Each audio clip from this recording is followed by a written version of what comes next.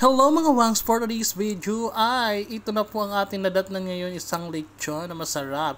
Galing LRT1, baba po kayo ng Carriedo at ito na po ang ating nadadatnan. First bite po natin ngayon ay isang lechon. Pumunta po kami sa Chowking at umorder lang kami ng chow fan at doon namin linantakan ang masarap na lechon. Wow, ang sarap. Yan po ang ating ulam for today's video. O, kukuha na po si Sam Samarno ng lechon. Ayan, ayun, nahulog pa. Ayan, o, lechon. Ayan, lagyan natin ng toyo mansi. Okay, first bite. Sarap na sarap.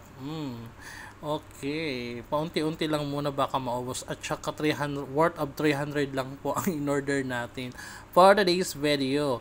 Yan po ang chow fan na in-order namin sa Chowking para makakain kami ng may aircon. Chares! Ayan, ang sarap na ng kain ni Sam Samarnon. Ayan, second bite sa lechon. To, sausaw muna sa toyo mansi, then dasok.